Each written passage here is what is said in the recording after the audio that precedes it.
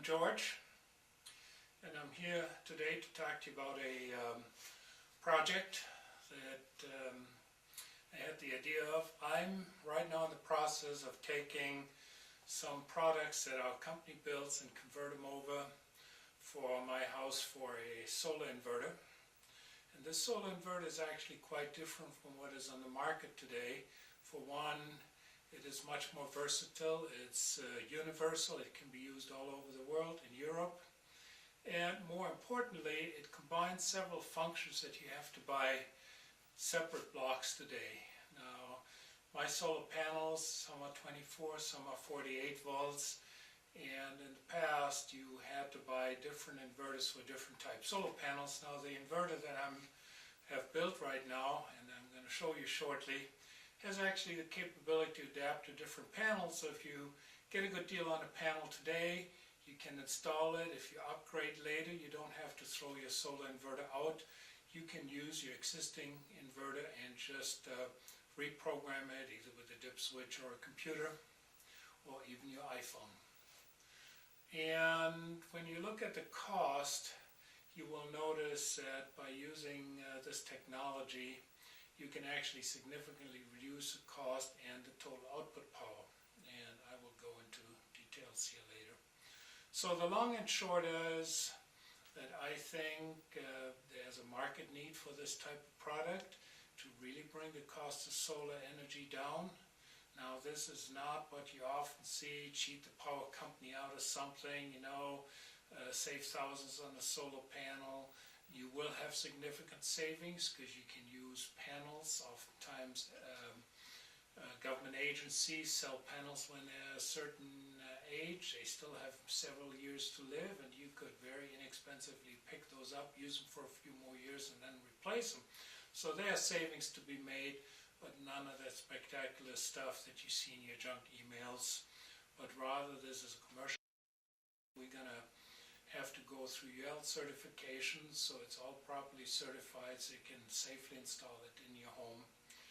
And we're looking at two versions of this. One is where we just sell you the electronic board and then you would package it yourself, and the other one is a fully packaged unit, which would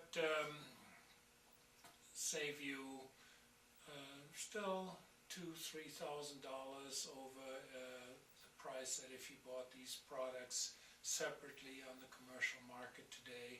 And most importantly, the inverter that we're planning to bring on the market is designed for a full-size house. So we're looking in the 20 to 30 kilowatt range. So if you have an air conditioner and you need backup power, and trust me, where I live, my own system, I have planned that. It's very important because sometimes the power goes out in rural areas, and then for several hours you have to live off your batteries. So in short, the solar inverter is going to be an inverter. It's going to cost about $1,000. It's suited for a large home. It can provide backup power for that. It does a battery management. You can use different batteries. It's fully programmable. You can use different solar panels, possibly even a wind generator input, and you get single and two-phase power out. And if there were demand for it, it could easily be converted for a three-phase unit without a significant cost adder. So a small commercial operation like farms could use this product. It's worldwide. As production volume increases, we hope we can pass the savings on to our customers for the new company that we're building here, and that might allow the use in countries like India or developing nations that don't readily have access to solar power today. Thank you very much.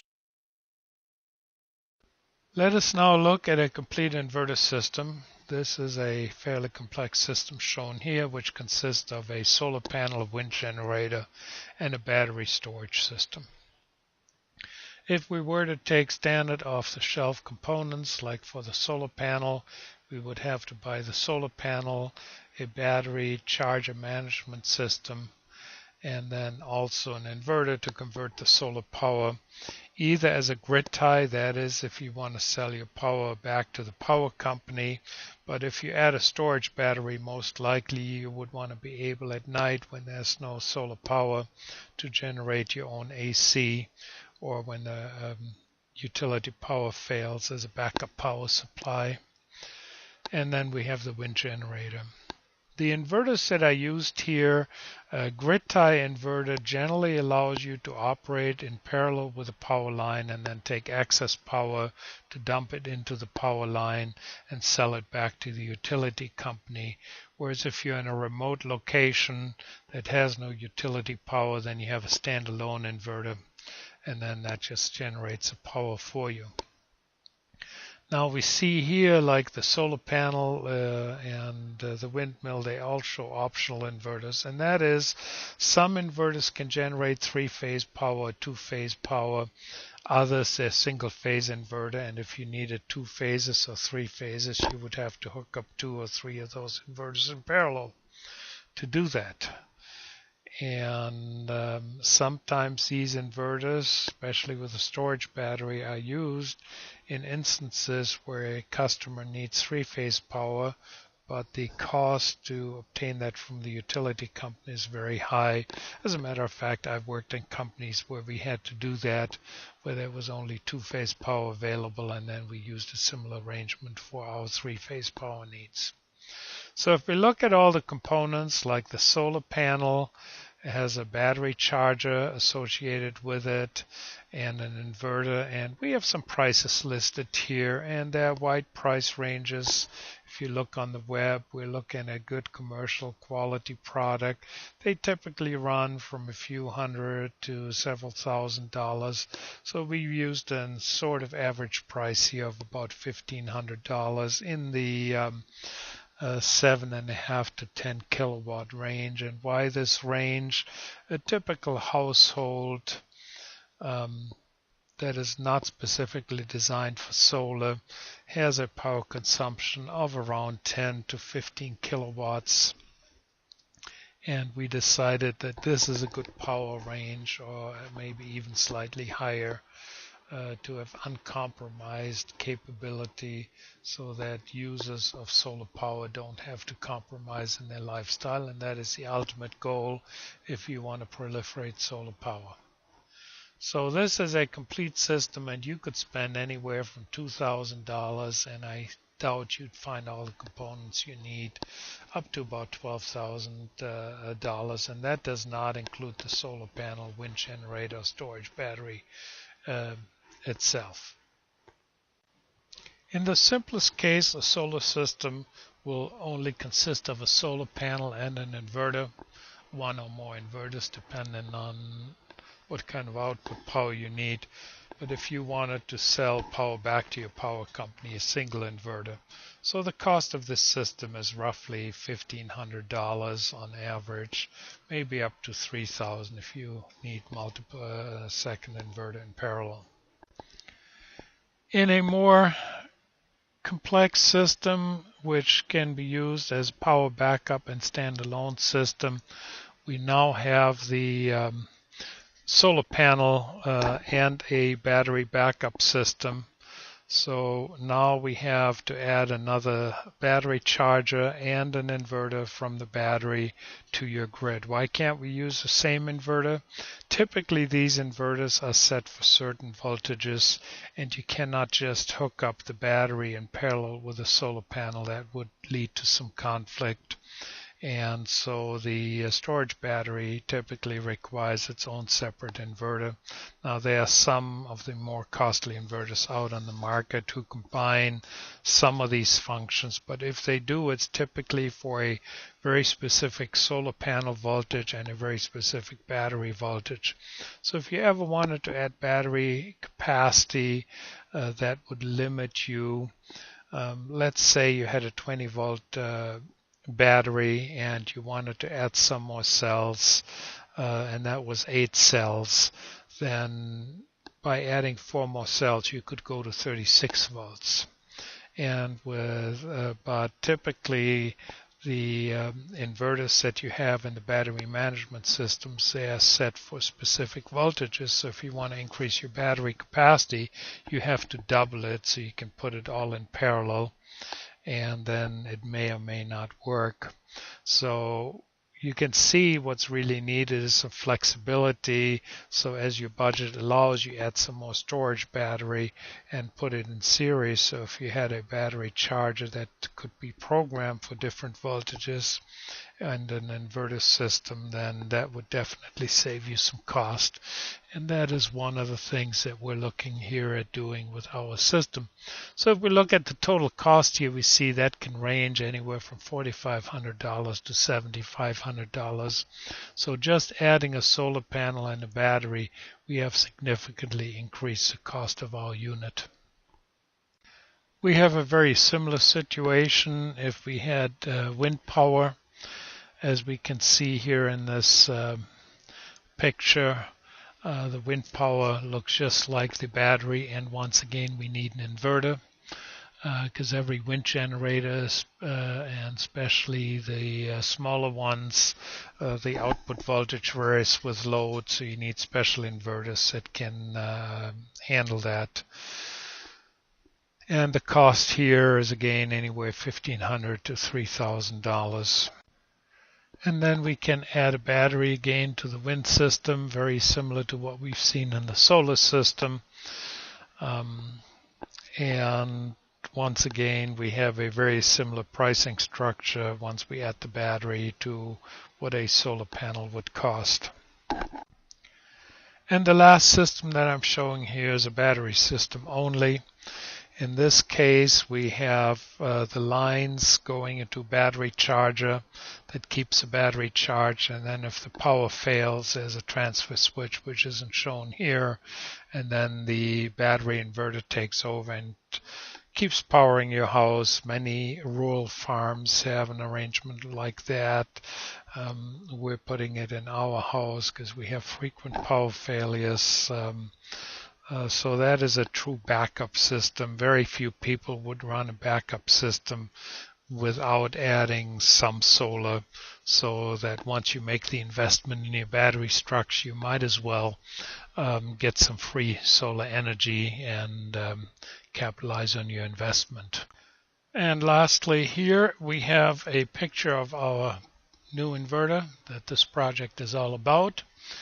And you see we've been able to put in these programmable inputs and a battery charger. So we have the inputs for the solar panels, and that can be a variable voltage anywhere from 12 to 96 volts. The same with the wind generator, and as long as you're within these ranges, and even if the input voltage were low, you'd still generate, but your efficiency may drop a little bit.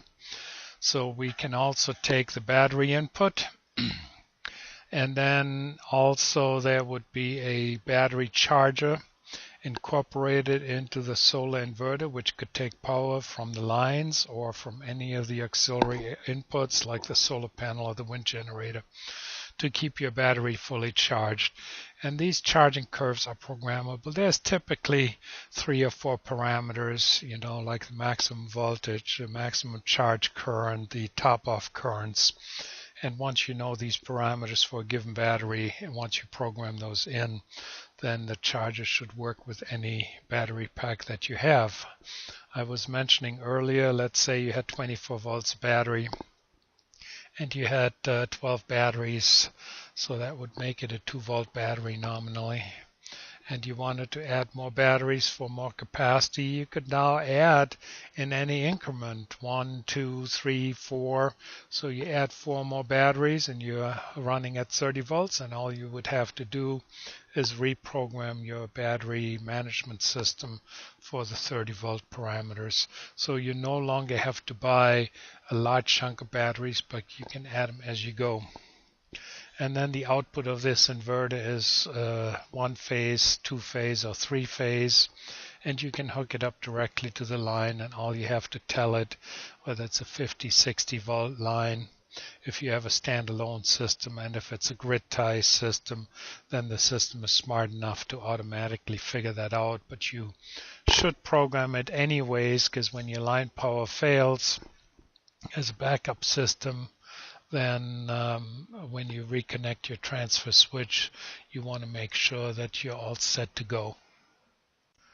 So looking at all these pictures, you can clearly see the advantage of our proposed solar inverter. You have a single unit that does it all, and that single unit is the same price or slightly less than what you buy now for what you pay now for a good commercial grade inverter on the market. And we plan to offer the kits or the schematics. You can build your own. The fully assembled circuit boards, you can do your own package, and down the road, once the certification is all complete, then we will offer complete units and distribution for those who are not as technically versatile. So really help penetrate the solar market with a much needed low-cost product here. And I will now show you a technical demonstration of a system, a test system that we built using existing hardware, and the same hardware will be used for the new design, but a little bit specialized. You'll see some external components which will then be integrated into the unit for a very compact, small package and a low-cost, reliable solution. This is one of our commercial server drives. This unit can deliver up to 200 kilowatts peak power and is really designed for an electric automobile.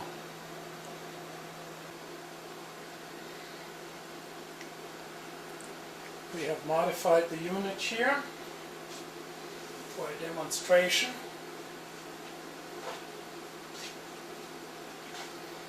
We can see a light bulb, which would be the normal consumer in a house. We have an input filter, so we can go from the battery. In the final unit proposed to develop for the market, this would be integrated into the unit and not external. And we would also add some additional filtering to comply with regulatory requirements for household power. This unit is much larger, and yet, as you can see, it is very compact. This can deliver enough power to power several households. A typical household consumes between 15 and 30 kilowatts. This can deliver almost 10 times that amount of power continuously, and it can deliver both single-phase or two-phase household power. And also this unit could be used for small three-phase industrial power. It is fully programmable, so if you wanted to use this unit in Europe, we have a test program here, and that will switch between US voltage and European voltage seamlessly, and you could also use it to generate military power, which is a much higher power source today is going to be a lab power supply and not a solar panel. It's hard to put one of the large panels here in the lab, but this is a variable voltage supply, and we can change the output voltage here, and just like a regular solar panel would vary with the sunlight, this power supply here will vary with load. This test unit is controlled by a computer, and we can program a variety of parameters here, such as the frequency, the number of phases, and we can also turn it on and off. We'll go ahead now and turn the unit on. Okay, I will hit the enter key on the computer, and the light comes on. We have a little meter here.